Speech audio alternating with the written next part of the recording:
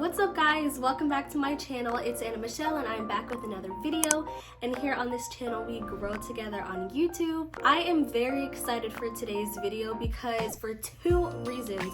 One, I will be sharing with you guys the camera that I use to film all of my YouTube videos now, and two, I have collaborated with an amazing creator. He does photography and videography, and I found his channel actually looking for shoe reviews that I ended up purchasing the shoes, but he's also a photographer and videographer, and in this video he will be talking about the camera that he uses to film his YouTube videos. So this is kind of like a two-in-one camera review, so if you're interested, go ahead and stick around. Just see those sleigh bells jingling, ring, ting-a-ting-a-ling. I'm on to lovely weather for a sleigh ride together with you. Outside the snow is falling and friends are calling you. I'm on to lovely weather for a sleigh ride together with you. Just see those.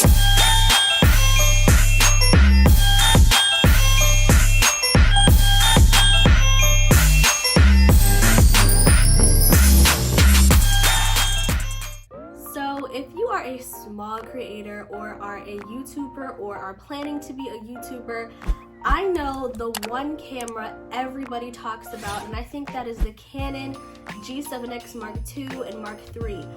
I would love to have one of those, but they're like $600. I don't have $600 to spend on a camera, but I did have $400, and that is where I'm going to introduce to you my Canon SX740 HS. This is the camera that I use to film all of my YouTube videos, with the exception of today's video because I filmed it on my phone to show you guys and give you guys an up close about what this camera looks like. By the way, today is day 3 of my 12 days of content. If you've been here for the past 2 days, thank you so much, and I'm so happy and excited and glad to be filming 12 days of content.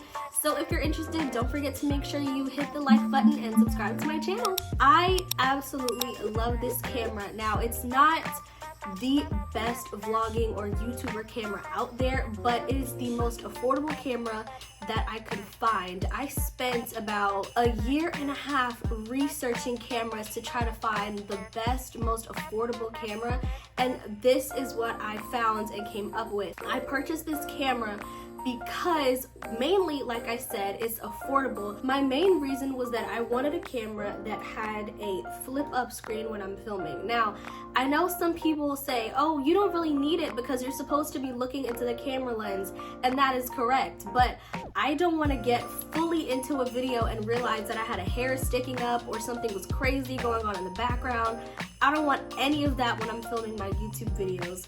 I kind of like that it doesn't pan to the side because some vlog cameras do pan their flip screen to the side, and I'm always like, man, is something gonna hit it? Is it gonna just go flying off? Now granted, it can happen with this, but I feel like in a sense I'm more paranoid and it's less likely to happen when the flip screen is up like that. So that is one thing I love about this camera.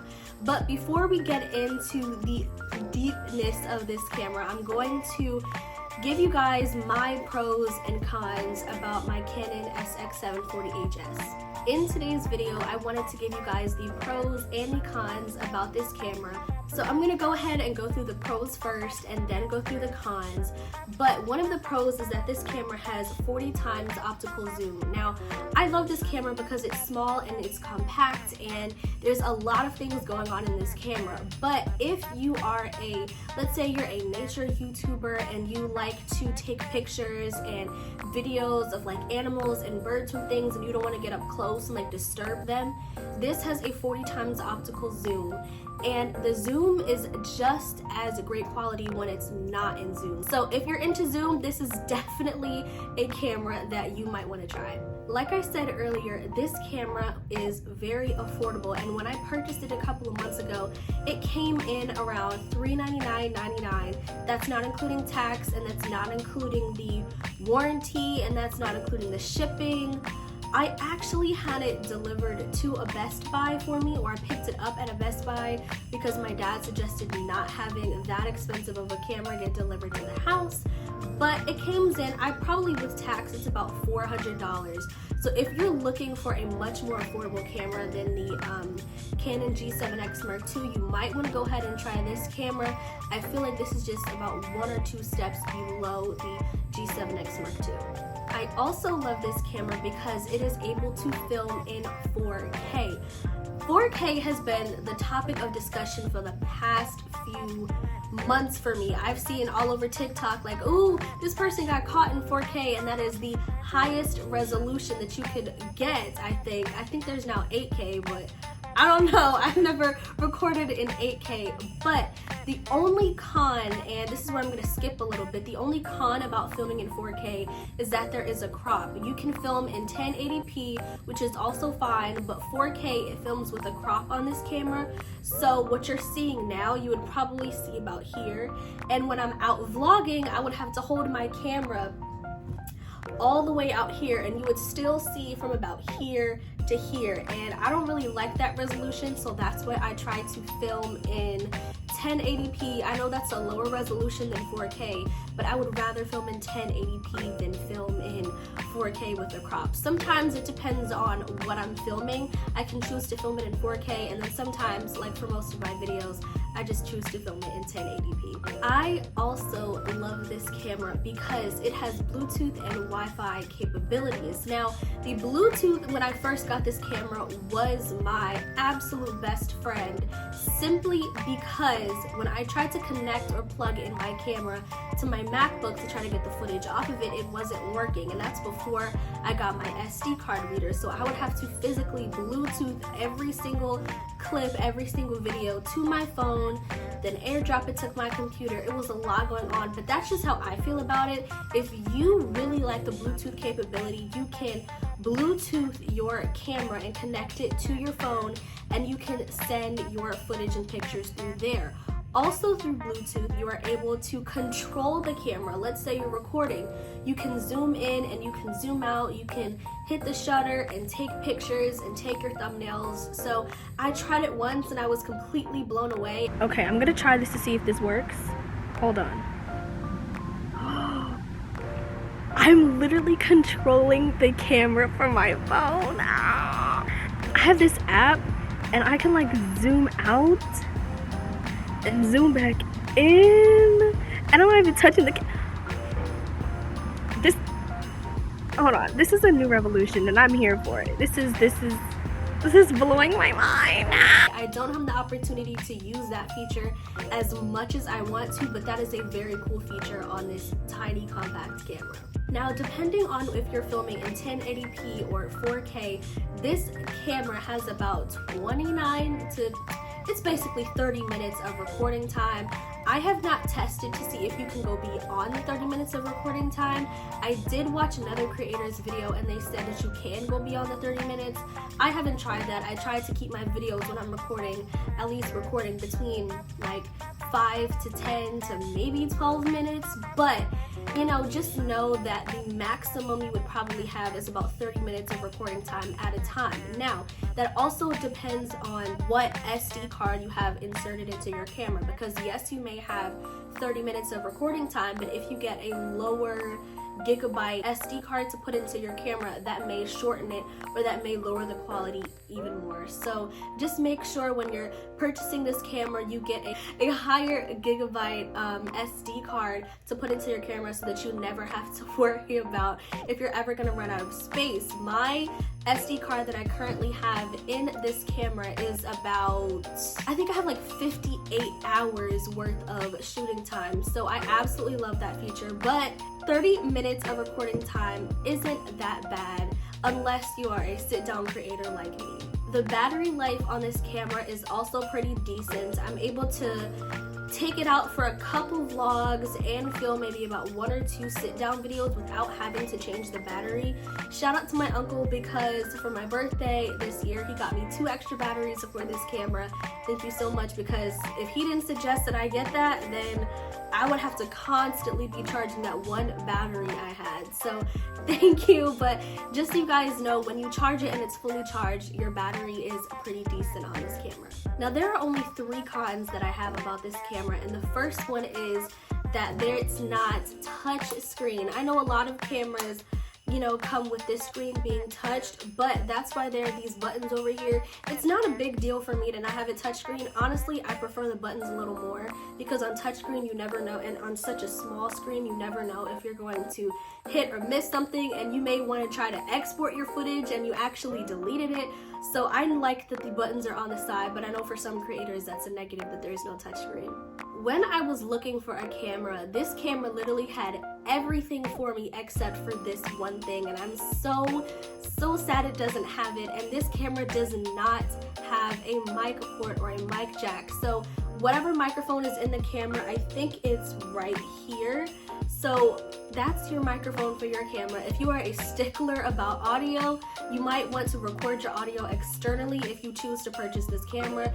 But audio, you know, it doesn't matter that much to me, and I think the audio is pretty decent on this camera. And lastly, when it comes to depth of field and, you know, illuminating you as the subject, it doesn't have very much depth of field. If you're a stickler about that, then you might want to try to get the Canon G7X Mark II.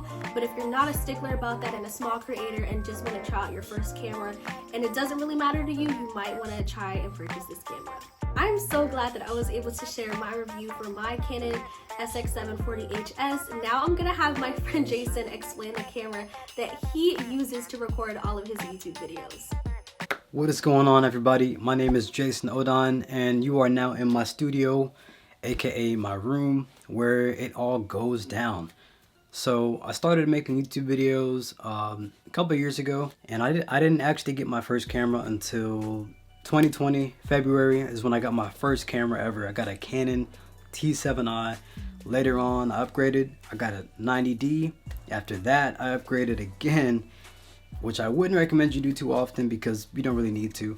I just felt like doing it because I am a filmmaker early in my career, and it seemed like a good idea to do. So I went ahead and bought a C100 Mark II. Now this is my current camera that I film on when I make YouTube videos. It's a pretty solid camera, as you can see. It's very big compared to my 90D, which I'm shooting this on right now. The reason why I got this camera though is that it's got a few features that I found really interesting, and a few of the things that really drove me to the camera. For one, this is a cinema camera, so it's not a DSLR, it's not a mirrorless camera, it's not a camcorder. This is the kind of camera where I can plug microphones like these, advanced shotgun microphones and condenser microphones into my camera, and using a special XLR cable, which you're not able to really do on DSLRs unless you record externally through a external recording device. With this camera I can just record whatever audio I need to with my good microphone without having to buy an additional instrument to capture the audio with. That is something that I found interesting. I'm using a Rode VideoMic Pro Plus on my DSLR right now, and the audio is great, but I do really prefer having the option to plug in something important like this microphone into my Canon C100 Mark II. So the C100 Mark II runs about $1,300 to $2,300 brand new. Depends if you buy it with a lens. That depends if you buy it brand new or used. I chose to buy mine brand new just because I'm that guy. I like having new things when it comes to camera gear and not so much used. I'm sure that might change in the future. Maybe not though. I just like having new cameras, and that's just my style. So this can fit all my lenses currently.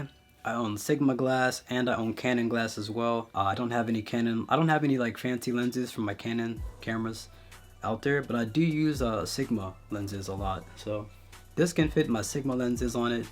It has the capacity to also fit a EL lens if you want to get an L lens from Canon. This can fit EF-S and EF lens mounts as well, which is pretty cool. Something interesting about modern cameras today, if you're looking at cameras today that are super modern, if you're looking at like a Sony a7 III or like these advanced DSLRs nowadays, they have the capability of shooting a higher frame rate, so you can get that slow motion.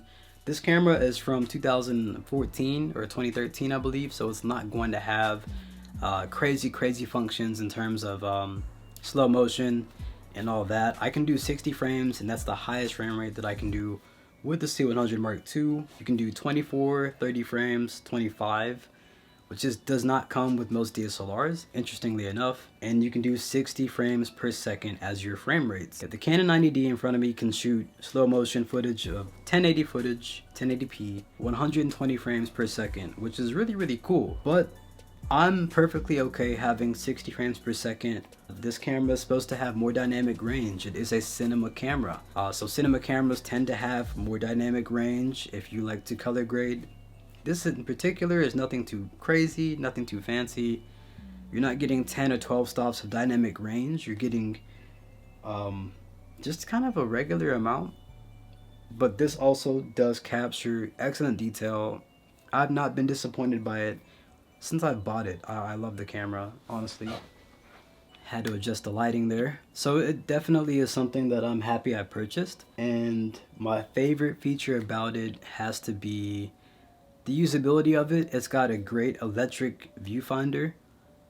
So whenever you're shooting video, you can actually peek through this little telescope looking thing in the back, and you can see a great output of the video that you're shooting right through here. I've never used that. Typically, like on DSLRs or mirrorless cameras, when you look inside while you're shooting, you're not able to do that. So with this camera, you can actually be recording a video and you can look through that while you're recording. You don't have to pick and choose whether to use a live view or to use the viewfinder. So that in this camera, it's unique in that sense. You can't always do that.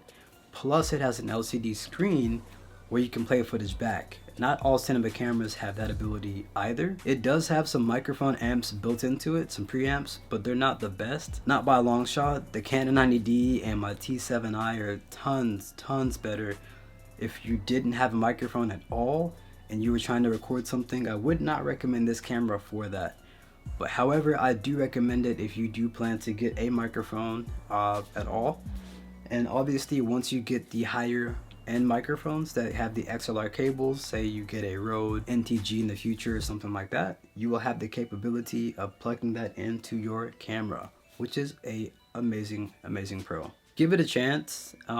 If you want to see some footage of how the camera looks, go to my YouTube channel.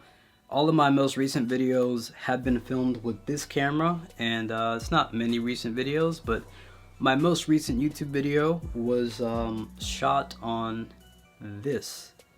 So if you would like to go see some of that footage, go there. And hope to see you guys on my channel.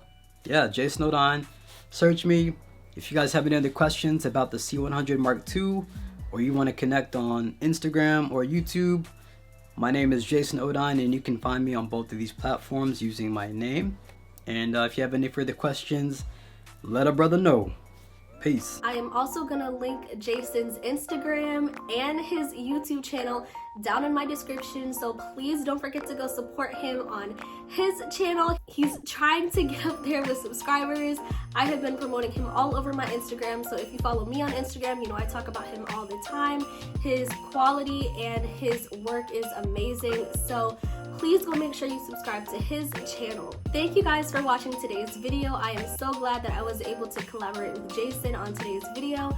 Please comment down below and let me know what camera you use to film your YouTube videos. I would love to know, because there's always something that I can learn. Please don't forget to give this video a thumbs up, subscribe to my channel and Jason's channel, and I will see you guys in another video. Bye!